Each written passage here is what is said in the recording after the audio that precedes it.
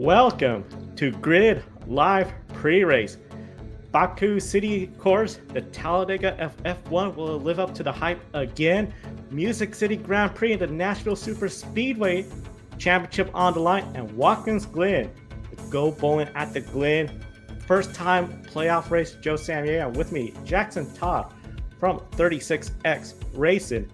A big thank you to our Patreon investors, Colin Deschelle, Mark, Robin, David, Matthew for investing in the Grid Network. You too can invest. Link in the video description. Get your name on the board. And of course, a one-time investment through Buy Me a Coffee, YouTube Super Chat is always welcome.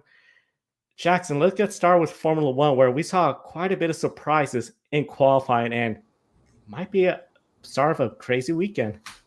Yeah, a very interesting qualifying session earlier today at Baku. Charles Leclerc is on the pole, not super surprising on its own, but there are plenty of other stories as you go down through the field.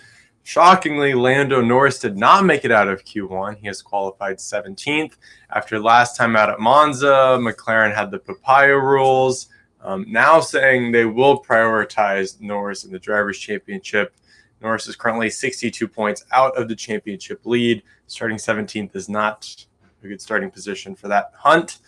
McLaren, however, is just 8 points back in the constructors. And while they're getting close, Monza was a bit awkward. Lando had a tough qualifying session today. So, Joe, are you concerned that Lando Norris and McLaren are maybe losing the momentum they had through the late summer? It almost does concern me that they could lose the momentum. And also something we talked about in other motorsports, that chemistry, that trust in the team. Because you have that chemistry, that trust going on, I feel you could overcome a lot of challenges together as a team. Here we are now. Monza, that could have easily been the statement weekend for McLaren that we're here, we're fighting, and we're taking the constructor lead, bringing the fight in the World Driver Championship, and they failed to do those objectives. Now they enter Baku, Lando Norris, a simple mistake, and that causes him the opportunity to go out of Q1 and into the remainder segments of qualifying. So he has a lot of work to do. With this track, I think he can score points still. It's unpredictable, but the part of being unpredictable, keeping that car clean, bringing it home in one piece. We've seen plenty of big crashes all around Baku City Circuit. I think for Lando Norris, the team, this has to be a moment where they have to come in, get points, salvage a good run, something they could be proud of to put this behind them. Because at the end of the day, Jackson, in my opinion, if they don't score points this weekend, Lando Norris, I think it's game over for the World Drivers' Championship. And Oscar Piastri is going to be making the case, especially if he gets a podium or a win. We got to focus on the constructors. The Drivers' Championships really unreasonable to reach because Ferrari, they're up there in the front. They could start applying pressure again. McLaren, they don't want that to occur. So I think there could be a lot of politicking going on after this race weekend. The big thing for Lando Norris, score points, try to capitalize on others' mistakes. And he could do that in Baku. Yeah, definitely. It's always interesting with Lando starting 17th. It's interesting to see when a big team slips up, who is able to slip into that spot and who's able to capitalize. This week, it looks like Williams is taking advantage of the opportunity. Both Williams cars made it into Q3, starting 9th and 10th. Last year, both Williams made Q2, but not all the way to Q3, and neither one scored points. So now with both cars starting in the top 10, is there a chance of Williams having a double points day this weekend? I think, yes, there is the potential for double points, but they have to be perfect. They have to be mistake-free. In qualifying, we saw Alex Albon Q3 come out with the fan blower and all that dry ice. Costly mistake. Stewards noted it as an unsafe release. They're going to get some sort of financial penalty, not a grid penalty, though. To have both drivers up there in the top 10, that's great. You got to be looking at Franco as potentially a little bit of a weak link. This is only his second start here in Formula One. He made a mistake earlier this weekend. He overcame that. Great qualifying effort. By far, I think, really impressed a lot of people. This is a tough circuit. That middle section is really hard. We saw what it did to Lando Norris. We saw what it did to the Williams drivers at the end of Q3. To be picture perfect for an entire Grand Prix is so demanding that I think for Williams, if they could have double points finish, that is a win for them. I don't anticipate any of those drivers, Albon, Franco, to be in the podium positions. I just don't see that occurring. But if they could have solid races, they could easily be in the top 10. They just have to be careful, have the perfect race, don't have any mistakes from the pit crew, from the drivers, because this is a notorious track. They could do it because we've seen teams get surprising results. Williams have gotten a podium here before with Lance Stroll long ago. Like I said, I don't see that podium happening, but easily double points, that'd be huge. And I think, unfortunately, a lot of people, if we see double points, they're going to start saying, well, getting rid of Logan Sargent was the right move, which I still think is a little too early. Sargent did score points in one race last year.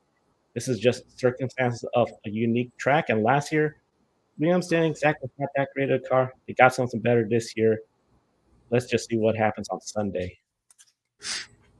Definitely. Now, switching gears from a team where a double points day would be a win to a team where a double points day is the standard, Red Bull.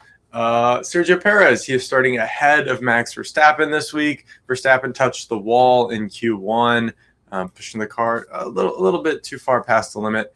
Perez is in fourth, and he has fourth in the championship. He's won this race in the past. He's actually the only driver with multiple wins on the circuit, including last year. He's won in 2021 and in 2023. So is there a chance Perez can put up a fight with the Ferraris and Piastri and go for the win? I was here 2 weeks ago, and we were talking about the pressure being on Perez to perform and defend that Red Bull seat. Good qualifying effort today, going to a track that seems to work with him. What's the situation heading into Sunday? Perez has to feel pretty good that we're in Baku. He has wins here. He has a good car. He outqualified Max Verstappen. Everything is looking good. I think the big test is going to be how he handles the start, how he handles that first lap. I would say the first 3 laps. If he could just keep himself in the top 4 ahead of Max Verstappen, he could then focus on his race and trying to climb up towards the front. That long front stretch, DRS zone, that could be a huge benefit for whoever's in second place, third place. So I think he could really put himself in a position where if he's in the top 3, even if he's not leading, Red Bull, the strategist there, they could try to work him towards the lead. At the end of the day, a podium would be a huge statement, a huge confidence boost. I would not say it's absolutely secures his spot for next year, but overall, it'll just be something beneficial for him and his driving career. Get that podium, prove you still got it at a track where you're really good at. This is sort of where he got his nickname, King of the Streets. He really needs to deliver and keep that nickname, because right now, if he doesn't podium, another 7th place or lower finish, but still gets points, I would not call him the King of the Streets anymore. Yeah, I'll correct myself. He's not 4th in the standings. He is starting 4th in this race. Just to reiterate where the season's going for Perez. But talked about Baku being unpredictable. Joe, what makes it so unpredictable? There's been 7 races here. 5 have had at least one safety car period. Red Bull has dominated the last few years. We talked about Perez, but that doesn't look likely to happen this time out. Twice the winner has come from outside the top 5. We talked about Perez being the only repeat winner. Is this the wild card race of the year? You mentioned Talladega in the Open. Is there a possible result in the range of possibilities that would shake up the championship picture? We're kind of late in the season now. We're late in the season where for the championship, I mean, Max Verstappen is still going to have the lead exiting this race. The big thing is with Lando Norris, if he doesn't score points and Charles Leclerc gets another win after Monza, huge momentum for that Ferrari team. Carlos Sainz is up there too in qualifying. That'll be a big statement. And I think then it might start getting people talking about, okay, we were talking of McLaren going after Red Bull. Now we got to talk about Ferrari catching up on McLaren and McLaren not making the most of these last couple race weekends. that could shift the dynamic of this championship when it comes to the constructors, the drivers as well, especially if Leclerc just continues to get more and more confidence. If that team does not have what people call Ferrari strategy moments, if they're strong, that's going to be really huge. We haven't talked about the Mercedes drivers. They have one here before. Lewis Hamilton primarily, George Russell. If he has a good solid race, I think he could get a win, easily a podium potentially. You just got to see what happens because, as I mentioned, this does appear to be the Baku Talladega of F1, where it's just been so unpredictable from the moments of the two Red Bulls crashing each other out. Sebastian Vettel making contact with Lewis Hamilton under a safety car, just showing his tempers, getting that penalty, ruining Lewis Hamilton's race. Lewis Hamilton, the magic button on, going off the course, setting up a 2-lap shootout. So many memories of craziness here. And of course, Max Verstappen dominating one year, that same year, blowing a tire at the end of the long straightaway. We've seen that long straightaway has caused changes up to where Lance Stroll looked like he was going to get second place, but right at the line, Valtteri Bottas got him, got second, third place for Lance Stroll, his first podium long ago in that Williams. So this race, I think, is going to be very unpredictable. As you exit that second corner, because you have two 90-degree corners, you got a pretty long backstretch. Then that technical section, I think that's where the mayhem mainly occurs. You have a poor middle section, and you get a car right behind you as you enter the long straightaway. You got a battle. This racetrack, I think, has really just set up to be something where, for F1 fans, especially after the first year, I think a lot of folks thought, well, this is going to be one of those city circuit tracks. We'll see it for like a handful of years. It'll go away. But because of the craziness, it has won multiple times Race of the Year honors. I think this year could live up to the hype again. I think it definitely contend for Race of the Year because Max Verstappen, if he wins, that'll be pretty impressive coming from 6th on the grid to get the job done. So he'll be the third driver to win from outside the top 5. If Charles Leclerc wins, that'll be his first win on the circuit. In fact, it's crazy to think some of the drivers that don't have wins here, like George Russell, Oscar Piastri, Charles Leclerc, Carlos Sainz, if they win, that's just another driver. And still, Sergio Perez, the only driver to win here more than one. That's just crazy to say still. So it'll be really interesting to see how this race turns out. And I just think it's the perfect start for a day of potentially 3 very unpredictable races. Yeah, definitely. Will be interesting to see what happens on Sunday. Yeah, Sunday, Formula One is going to be kicking off today. But then IndyCar, they'll be kicking off the final leg of their season, the Music City Grand Prix, the final race weekend of the NTT INDYCAR Series. There is 13 minutes left in their first practice right now. And once again, at speeds of 199 miles per hour, Alex Palou has now claimed the top spot with O'Ward, Dixon, Kirkwood, and Herta, your top 5 in practice. Alex Palou, of course, has a 33-point lead over Will Power.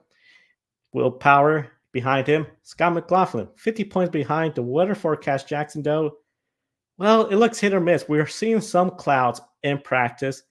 Rain is scheduled to come in. The concern would be no rain, more rain. It could drastically change the schedule. What is that going to do for the championship? Because Alex Palou, we know if he gets 9th place or better, he will win the championship. If he wins the pole, leads 1 lap, 10th place or better will get it for him. Of course, the top 10 separated by 2 points for some of those positions. Will Power, the veteran, going for his 3rd championship. It's amazing that these 2 drivers are going for their 3rd championship, but have had such different careers, great careers in IndyCar. Winning for him, easiest route to get, because if he gets 2nd place, he doesn't get the full 50 points like the winner. Only 40 points, and to erase a 33-point deficit, that gets really hard because if you got 2nd place Will Power, you need Alex Palou to finish 22nd or worse before we factor in the bonus points for leading laps, the pole, and most laps led. Jackson, do you believe the odds favor Palou? And what would a 3rd championship for Palou mean to do so young and early in his career?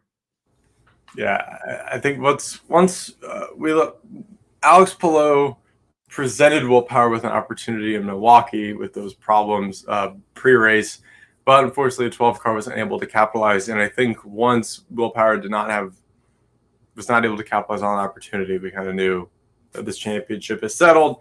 It's not officially settled, yes, but I think, in terms of some practicality here, yes, it's pretty locked up. But yeah, talking about a third championship for Palou pending crazy activities today. But yeah, fifth season, 3 championships. That's an insane success rate for winning, not just winning, like winning a championship. Like there's a lot of drivers that haven't won 3 races in the last 5 years, and here we are talking about 3 championships for Alex Palou.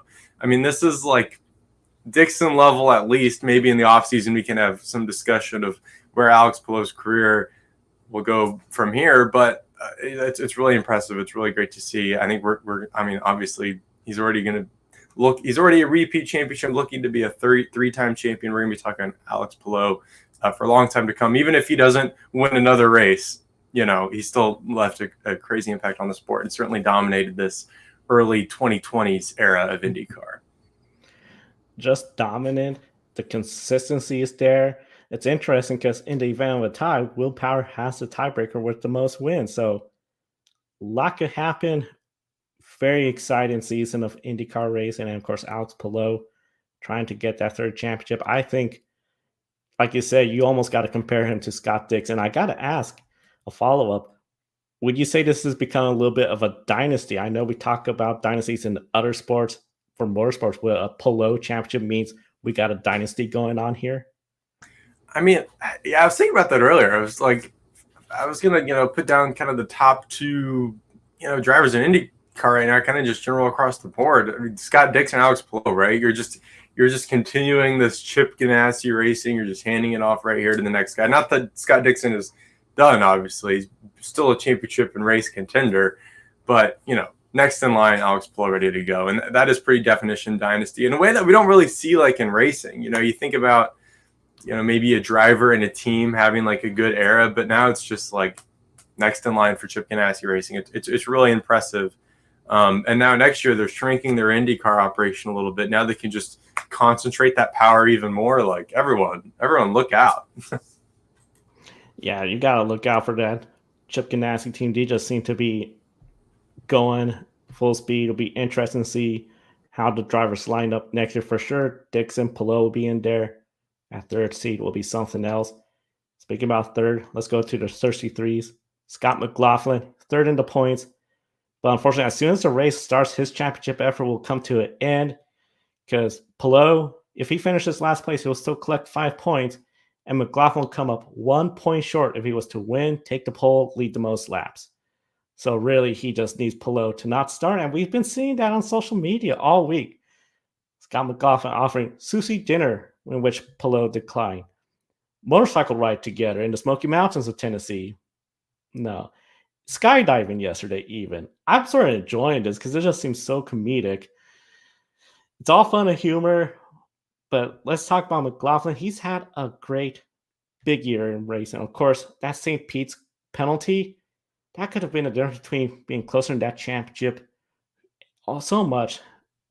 I have to ask you, will you put Scott McLaughlin as an early 2025 title contender?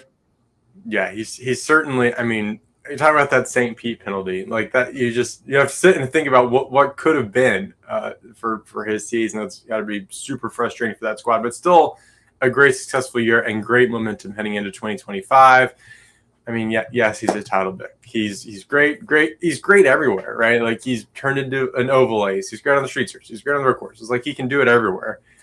It just seems like kind of the main problem for Scott McLaughlin right now is that he's driving at the same time as Alex Palou. I mean, when you reach that kind of situation, it's just he's gonna have to. You can't have things like penalties when you're going up against someone like Alex Palou. And I mean, that's just the difference right now. It's that penalty. He's had a great year. And next year, if they can keep it clean and avoid any points penalties, I mean, yeah, he's a title contender. I'm really excited to see what next year looks like for Scott McLaughlin. Yeah, Scott McLaughlin, before that St. Pete penalty, third place finish, easily would have been up there with Palou and Power. Just one of those deals, the penalty, that's going to be something that's going to I think leave a lot of people still talking about when it comes to reflecting on the end of IndyCar season, their thoughts. I think that penalty is going to be up there still. Now, McLaughlin, he's still in the battle for second place between his teammate Will Power. Colton Herta, he still has a good shot at claiming second in the championship as well. And of course, if Palou has that horrible race, falls back, he'll be second place. But when it comes to the three drivers, primarily Power, McLaughlin, and Herta, do you see McLaughlin and Herta potentially overtaking Power, or do you think Power is still the favorite for taking second place? I think Power should hang on to it. That being said, I think Scott McLaughlin's a favorite, to win this week. Scott's worst finish on an oval this year is 8th in the first race at Milwaukee. So, Scott McLaughlin's going to be up there battling for the win. Will Power is going to have to be up there battling for the win. I would assume the championship is kind of far enough out that like team orders aren't. I mean, not the kind of Penske's thing is not having team orders, but in terms of general courtesy to someone fighting for a championship, it might be a little bit pushed aside when the margin is that great. So I think Scott McLaughlin's going to be up there going for the win. He certainly could go up there and steal second place from Will Power. I think for Colton Herta, that would be a bit of a stretch because not only is he chasing Will Power, he'd also have to gain 13 points on McLaughlin, which I just don't see being a possibility here on the oval this week. I think Scott McLaughlin is definitely in second place in the championship is in the cards for Scott. It's in the cards right now. Looking at the speeds, Scott McLaughlin 6th fastest, Will Power 7th fastest with 5 minutes left in practice. Palou, Dixon, Herta, your top 3 now, all down 199 miles per hour with Award. Kyle Kirkwood, your top 5. It's interesting. McLaughlin and Power have not hit 199. They're still at 198. So it's going to be very interesting to see what happens. And one of the things, there's this big bump in turns 3 and 4. We saw Nolan Siegel hit. That's going to be really interesting to see how the drivers handle that throughout the race, because we know the weather forecast, if there's rain, you're not going to have that kind of track time before qualifying, and potentially the last practice session after qualifying, if that's rained out, they may just have this practice session go straight into the race, which with this big bump, we got alternate tires, which they have to use. A lot of factors. If the weather comes in, eliminates the qualifying to final practice, how tense will the start of the race be, especially with such little track time? Because even practice, we lost about 20 minutes after Nolan Siegel's crash. Yeah, it's going to be tense. I talked about the Talladega for the F1 race, but this might be a Talladega situation over here. Settling the championship on the oval, it's a dynamic we haven't had in a long time. I would maybe even say like this era of IndyCar, we haven't had the championship decided on an oval. On top of that, it's not just a short oval. It's a pretty big oval. You're talking about the speeds earlier; they're getting up there pretty high. And another layer on top of that, you go back a few months, you didn't even know that this was going to be an oval race. You didn't know that you were coming to this track. So it's certainly setting up for an interesting weekend. I'm sure it's creating a lot of tension. If the championship wasn't at the margin it would be even higher. But it is setting up for at least an entertaining and exciting race. And I'm interested to see how it goes. And you bring up a great point about the tire situation. I think Firestone only had 7, maybe 8 months to prepare for this oval because it wasn't a full year in advance. We were supposed to be back on the street course, but this time on Broadway. That didn't work out. They're now on the Superspeedway. I would be very if I was a driver in that situation where, okay, you got rained out, you're starting off, I think it would be, okay, just feel out the car, those first 10 laps, just see where you are, careful with that bump, but also be mindful of who's around you, because if another driver loses it with these corners, I think it's so easy. If there's a car, 3 or 4 car lengths start spinning and they climb up the bank, you might be in the wrong place, wrong time. That could be huge for the championship. And let's stop talking about the championship for a second, because we know this is the last race of the year. Several drivers want to steal the show. Alexander Rossi, he wants to get a win, secure a spot on the grid, get all the rumors about he's not going to be back, done with, over. You got Santino Ferrucci. He's going to be back next year. He will love to close out the season, a season with a lot of promising results, get a win, end the season on a high note for AJ Foyt Racing. Joseph Newgarden, right now he's 15th fastest at 197. The Oval Master, it's been one of those roller coaster years, the high of winning Indianapolis, the low of essentially the Milwaukee Mile, and then, of course, the St. Pete's penalty. He would just love to get a win, close out this season. What other drivers will be contenders for wins? And, of course, not the championship. I mean, I would say these are the big three right here in terms of that group. I mean, you could look at someone maybe like Pato going for the win. That's not going for the championship, and that would be great for his the Pato Who campaign that's ongoing. Yeah, Rossi. I think this would be a maybe not a critical win for him, but it would certainly shift kind of the momentum of his career a little bit. It feels like it's been a little stagnant. Can't quite just can't quite cross over and get into victory lane. That'd be huge for him. And then we know Santino is just waiting in the wings for his opportunity. And maybe we're going to a track that kind of got an even spread in terms of experience, what everyone has going in. Maybe that gives someone like him an edge. And then Joseph Newgarden, despite being those two-time Indy 500 defending champion, he really hasn't been in the championship picture. And so another win here to just cap off the year, continue that Oval King title. That would be really big for him. They kind of reset going into 2025. These are Rossi, Newgarden. You talk about McLaughlin awards, just about resetting, ending this year strong, not leaving disappointed and getting set for 2025.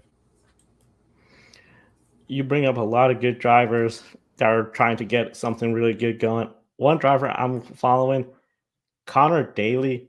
Right now, he's shown as 11th fastest with 3 seconds to go in practice. I think after that Milwaukee Mile, Jackson, where he got that podium, I think he really showed he should belong somewhere. He just needs that good ride. Do you think potentially Hunkus Hollinger? Yeah, that's really interesting because we're sitting here talking about like Rossi and like here comes Connor Daly, and essentially, not a one-off, but with so few races he basically is. He shows up and then winds up on the podium in a race like that. That's really impressive. And you're here, we're talking about Rossi, not being able to get results. But then Daly does that. It is really interesting. And if Daly puts on another show this weekend, like in that car that hasn't had fantastic results, like makes next year's driver picture just a little different. Adds an extra layer to it. Yeah, it'll just be. I think if he was to go out there get another strong run, like you said, he's putting himself into picture. One driver I'm really curious about, he had a top 10 streak going, then got stopped, but then he restarted again. Rinus VK, Ed Carpenter Racing, Christian Rasmussen. Of course, he's in the car, not Ed Carpenter. I'm curious to see if VK could just start improving a little bit more because we saw Rasmussen 8th fastest, the fastest rookie in this practice session. VK, I think he has the potential of speed. He just not really exactly showing the results. Those top 10 finishes, generally they have been in the lower half of the top 10. We're not talking top 5s, unfortunately. It'll be interesting to see if Ed Carpenter Racing could get something changed this weekend. Overall, a lot of storylines. Linus Lundqvist, he wrapped up the Rookie of the Year, 17th fastest. Stingray Robb, we've seen Santino's quick. I don't know if Stingray Robb got really anything this weekend. I think he's probably going to be sidelined next year. This unfortunate case. And of course, Catherine Legg in the race, but Dale Coyne Racing, I just don't see them being potential as well. So be really interesting to see what happens. Of course, we'll be following all the action this weekend in Nashville. And let's talk about another race that has the potential to be just as unpredictable. It's just been amazing. These 3 unpredictable races. The Go Bowling at the Glen weekend is here. First time playoff race on a natural road course. First time right here in Watkins Glen. And when you think of the history of what was the chase, the playoffs, we have not had a natural road course. We've had the Roval, but here we are. I got to ask, though, with this round, the way it's been laid out with Atlanta, here we are in Watkins Glen. Next week in Bristol, where does Watkins Glen rank when it comes to a race being from the most unpredictable to the most predictable?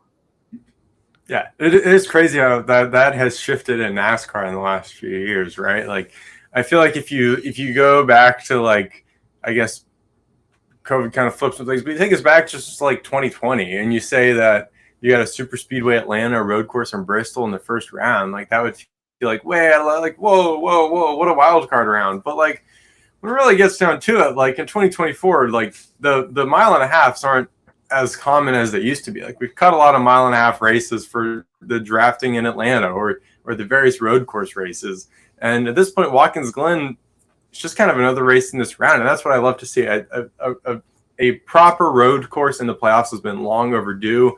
The Roval was kind of just like a schedule patch to say you had a road course in the playoffs, but I'm very excited to see a proper road course in the playoffs. And that should keep it straightforward, like more of a straightforward road course race in the playoffs will be nice to see. But yeah, a road course race not being necessarily the wild card that it used to be when you put it in the context of 2024 and the 2024 season.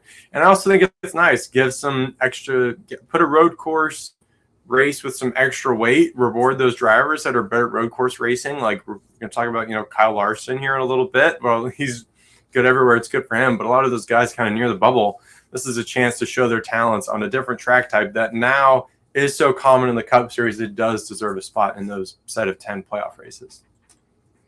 I agree. I think a natural road course is way overdue in the playoffs. And overall, this round, Atlanta, that was what we anticipated. A little less on the crazy side, but we still had some mayhem and unpredictability with Kyle Larson, Chase Briscoe crashing out. Bristol, NASCAR knows what they're doing when they put Bristol at the cutoff race. There's easily going to be, I think, a bump and run. So it's going to be an intense round if you can survive Watkins Glen, because it's really interesting. The past 8 winners from 2013 to 2023 are in the field, including Juan Pablo Montoya, who won in 2010, making his Cup Series return. Just amazing. From 2010 up to last year, the only past winner that's not here is Marcus Ambrose, who got the job done, of course, in 2011, 2012. If he was in the field, that'd just be amazing to say we have all those race winners in the field. But instead, we got another supercar driver in this field.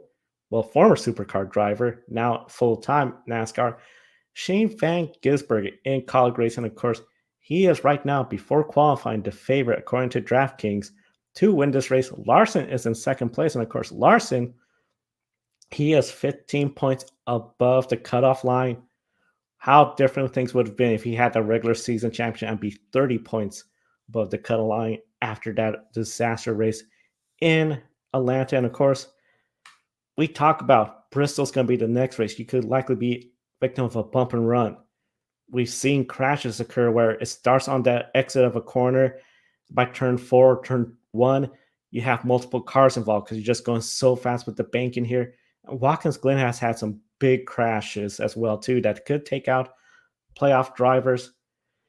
I have to ask, especially if you're a driver like Kyle Larson, where you're just 15 points above the cut line, do you approach this race as a must-win situation? Because an average day in Watkins Glen and trouble at Bristol, that could be disastrous depending on how the rest of the playoff drivers handle both races. I think Kyle Larson, he does not have to approach this as a must win, but if the opportunity for a win is in front of him, yes, you need to go and take it. He's up by 15 points. Up by 15 points in the round of 16 is like that's a pretty significant margin while you kind of filter out some of those lower point drivers, I guess is the way that I'll phrase that. But he's up by 15. He's a great road racer. The guys behind him, Martin Truex Jr. is kind of the only one that I see as a threat this weekend in particular. Ty Gibbs might have a good day. Denny Hamlin will probably put together a good day. But in terms of someone that's going to jump up above the cut line and knock him 15 points down, that's pretty hard to find. So Larson, they just need to do the same thing they do every week all year. Go score some big points on a road course. Easier said than done, obviously, but it should be a pretty straightforward weekend for the 5 team. And they could also just be a contender for the win without needing to go all out for it. I think kind of where they end up in qualifying and how the stage flipping and going for points and all that kind of goes down, we'll kind of see how everyone qualifies and lines up to maybe get a picture better view of what that picture looks like. Yeah, definitely no need for desperation from Larson this week. I don't think Larson needs to be doing anything too drastic. If he could get that win, life is easier. You brought up a lot of good points, especially the stage flipping, trying to just have that good race, straightforward. For Martin Truex Jr., I feel this is not exactly the most straightforward because you're 19 points above the cut line. Atlanta, another finish outside the top 20. He is just no luck or just nothing going on in the race. He was at the wrong place, wrong time in Atlanta. Blaney even kept going and finished third place in that photo finish when the caution came out for Truex. So he just got really too much damage, was not a factor in Atlanta. Now we know 19 points. You could erase that deficit by 2 stage wins. But we've seen here too. The common idea is pit right before the stage ends to get that track position for that final stage, for that second stage. Do you believe Truex and his team are putting a priority on stage points or the win, depending on this race? It's tough. I think they're going to have to kind of go. It's kind of the same thing I was talking about with Larson, but I think it's more serious for Truex. You're going to have to see where he winds up in qualifying. It's going. It's hard to say that you're going into a race, points racing. Looking at the other road course races this year, his best points down a road course was 35 points back in Sonoma. So I think if there's one lesson to take from the 2024 season, I don't know why it took all the way to 2024 in this format to understand this, but if you have a chance for the win, just go get the win. Winning will solve all your problems. It gets you playoff points, it gets you advanced. Like, just win. Easiest thing you can do, solve all your problems, win. So if you're anywhere near a chance for a win, go for the win. And, if you finish second, you still get a good points day. Second place is a great points day. That was a big key in Atlanta last weekend was some of the drivers that I think a lot of folks thought might be at risk of being eliminated. Including one driver I predicted would be below the cut line, Alex Bowman. Look at him and Austin Cindric, plus 27, 6th and 7th place. Of course, Bowman, he loved what he did. Sending that message after that rumor of him going to Spire, putting that behind him. Austin Cindric, he's good at the road courses. He has to feel pretty good about Watkins Glen. 27 points above the cut line. Now, we know a lot could happen. The only way you're guaranteed in the next round is just winning the race like Joey Logano. But 40 points, if you were to leave Watkins Glen with 40 points or more, really, if you didn't score any points in the first 2 stages at Bristol, somebody could potentially gain 20 points on you, and you're still 20 points ahead. Just try to score enough points, finish high enough at the end of that final stage. Do you feel 40 points exiting Watkins Glen for any driver is safe enough to be above the cut line entering Bristol? Yeah, I think for the round of 16, being up by 40 is pretty safe. It puts you in a position to control your own destiny, right? Like, you're able to put yourself in a spot where, like, you don't have to fight for every position. It's going to keep you out of trouble. You can let guys go around you. I mean, you can control your race. You control your destiny. You can manage your race with more options. But I just specifically talking about Alex Bowman and Austin Cindric. Those are 2 guys that really are able to capitalize on this schedule of the first round that I kind of mentioned earlier. It sets up really nice for them, and that's why I had them both advancing out of this round on my grid. Even though if you look at it on paper outside of the schedule, those are 2 guys that you could have easily just knocked out in your first 4.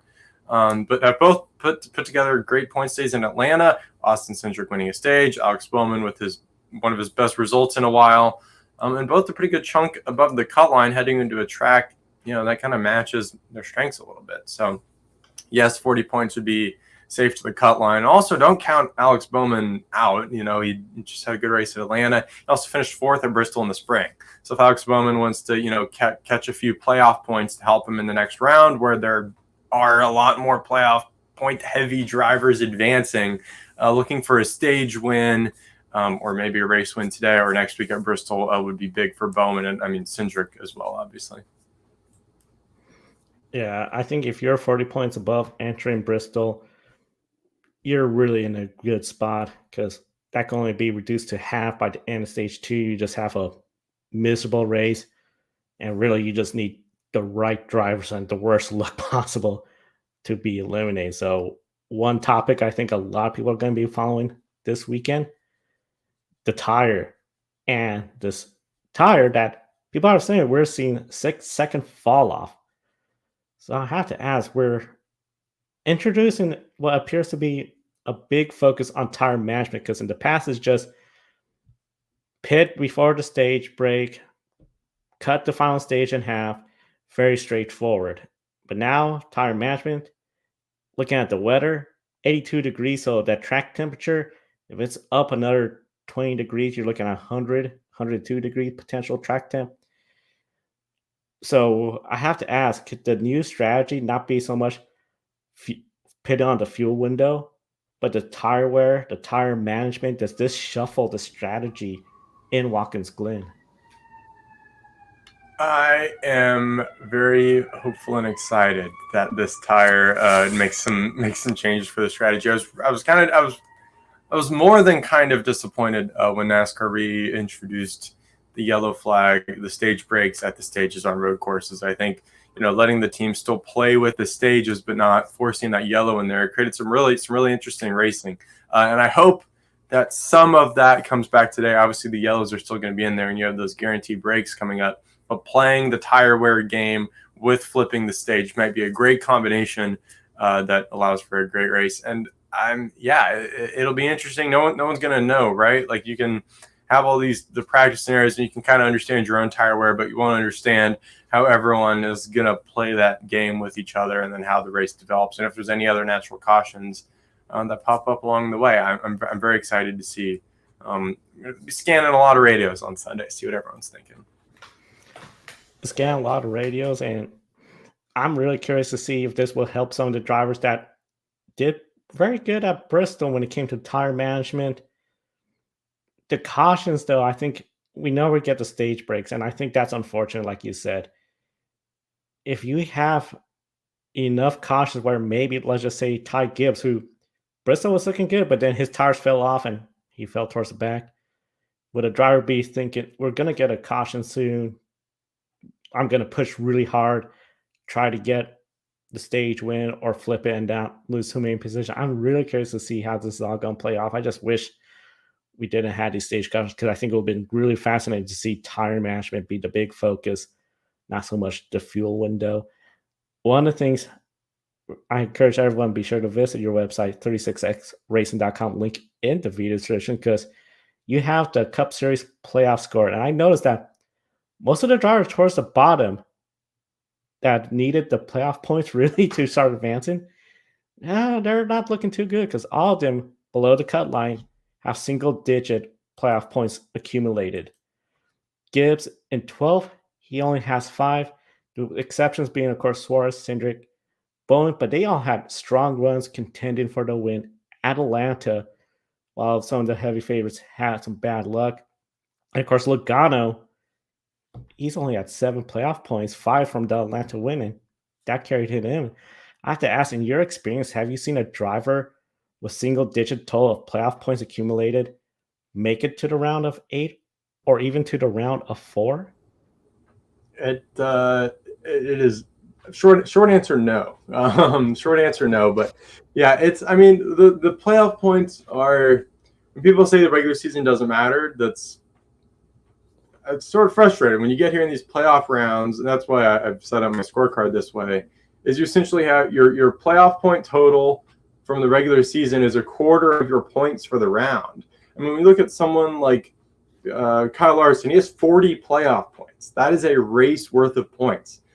Brian Blaney is now 19 playoff points. Like that is a race value of points. So your playoff rounds, a quarter of your round is determined just by your playoff points, and then each of your races are their own the other 3 quarters. Yeah, the playoff points, it's a great reflection of like not only earning them as a goal and then like on their own, but also just reflects kind of like how your season's going overall. Like if you have a lot of playoff points, you are running well. Like that's an indicator of how well you're doing in addition to specifically collecting the playoff points as their standalone thing. But yeah, it's really hard to make it deep with a single digit number of playoff points. I mean, I think the only person that kind of came close was like 2022 Christopher Bell. I believe that was the fewest playoff points entering the playoffs that a driver had to still make the championship for, and that required Christopher Bell. I mean, he was facing elimination twice in that playoff, and won to advance to the championship for. So if you don't have double digit playoff points, really, if you're not above like 15 to 20 playoff points, you have to be winning races in the playoffs. You can't point your way along. And that's what somebody, like Kyle Larson or Christopher Bell or Tyler Reddick, Denny Hamlin pre-penalty, is they were setting themselves up with such a successful regular season that for these first few rounds of the playoffs, they put themselves in a spot where they didn't have to go win. Like I know Denny Hamlin tried to do that weird thing last week at Atlanta that didn't work out, but it didn't work because he didn't have the playoff point supply. If he had those extra 15 playoff points, we'd be talking about Denny Hamlin, 17 points above the cut line. So, the playoff point battle is interesting, and I think it's also important to not lose sight of it at this stage, right? Like last week, Joey Logano just added 5 playoff points to his total. When he gets to the round of 12, that's going to be big because those guys making the round of 12, they have a lot of playoff points. So you got to still keep paying attention and fighting for those playoff points in these first 2 rounds because those are going to determine your elimination points here in a few weeks in the round of 12 and the round of 8. And it's so fascinating that the thought that Joey Logano only had 2 playoff points entering the playoffs, now has 5 to get 7. It's just amazing. And like you said, even if Logano he wins in the next round to advance, well, now he's going to be in the double digits. So you really need to get these playoff points, whether it's by winning the races or the stages. I encourage everyone, 36xracing.com, link in the video description. Check it out. Just fascinating to follow the stats. And, well, let's go get started with something that's always fascinating, always fun, but it's always a challenge. Pick a winner. And we got the 3 races we talked about, plus we have the Supercar Series Sandown 500, their first standalone long race. So let's start with Formula One, which, gee whiz, out of these 3 races, even Sandown, I feel they're all have some level of unpredictability. For Formula One, Jackson, who is your pick to win the Azerbaijan Grand Prix at Baku? I am going to go with a win from the pole. I want to shake up that constructors battle a little bit. I am picking Charles Leclerc to get it done at Baku. Charles Leclerc is a good driver. I'm going to go with a driver that I think wants to send a statement. Forget the papaya rule. I want equal treatment. I think Oscar Piastri will get his first win at Baku City Circuit. IndyCar. This is going to be a fun one, especially depending on weather plays mayhem. We have 2 of them. We'll start with who will win the race at the Music City Grand Prix. I'm going to go with Scott McLaughlin. We talked about him earlier. He's an oval ace. I think this is going to be, even though he's not fighting for the championship, they still have that mentality. I think they're going to go all out. Scott McLaughlin getting it done in Nashville. Great pick with McLaughlin. I'm going with the driver that a lot of people have been asking, especially Pato who. I'm going with Pato O'Ward. I think he's going to get the job done on the oval and on the high note, and really a lot of possible momentum because later on he'll be in Mexico City in free practice 1. Huge way to end off the season. But of course, the season will officially end the championship. Who do you think is going to take the championship home? Palou or Power? Or if Palou takes up the sushi offer, McLaughlin?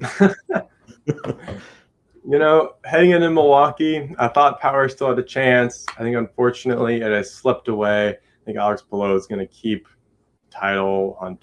his title. I don't know what to call it. Clinched. Keep the streak going. Alex Palou. He's winning another title. Alex Palou. Yeah. I think the championship reign is going to continue as well. I mean, he would have to crash out on the first lap to really not get in and have Power just have a great day. I think Palou pretty much has one hand on the championship. Now, NASCAR Cup Series at Watkins Glen to go bowling at the Glen. Who do you think is going to win this race? I am going with Kyle Larson. I think, kind of like we talked about earlier, I don't think he needs to be in a must-win mode, but I think he can win anyway. And I think if you can win, take the win. So Kyle Larson, he's my pick for Watkins Glen tomorrow. Kyle Larson's a good pick. I'm going to go with Tyler Reddick. I feel he has a great shot. I just don't know about Shane Van Gisbergen. I know it's a favorite. He's on paper the favorite to win. I just feel like the playoffs, those teams just bring that extra level. Yeah, and I think SVG. He had he had the street course and all that. That was all. It's kind of its own thing. But I think bringing in the playoff element that's huge, and also Watkins Glen, where this is kind of like in terms of the Cup Series road course. Like this is the NASCAR road course. I think at the end of the day, so this is where those Cup guys have the most experience. It's kind of their baseline for a road course. It is. I 100% agree with you, and we encourage everyone to comment with who you think is going to win each race. Try to get on the leaderboard. Coming down towards the end of the season, and already Red Rankin after this Sunday will be down to 5 series left. Supercars, that's one series I almost forgot for pick a winner. I know Supercars, Will Brown, he's looking like a favorite. Brock Feeney, Chaz Monster has really come alive this second half of the season with that 4 team. I think for a pick winner for the Supercar Series, I'm going to go with the driver I haven't talked about, Cam Waters, and that Monster Energy Ford. I think he has a potential. When it comes to Supercars, is there any drivers that are standing out for you? I'm gonna say Will Brown. I've picked him a few times before, and I think it's worked out for me. So I'll keep that going. It'll be a wonderful time for the points leader to let everyone know he's not sleeping. Come on back at the Sound 500. And of course, we'll recap all the races tomorrow on Grid Life Wrap Up. So be sure to subscribe, hit the bell icon. We'll be presenting more coverage from Nashville, especially as the press conferences come out. And of course, Grid Encore on Monday, Grid Tonight Wednesday. And we'll do this all over again next race weekend. For Jackson Todd, I'm Joe Samriego. Thank you for watching today's program. We'll see you next time and enjoy the races.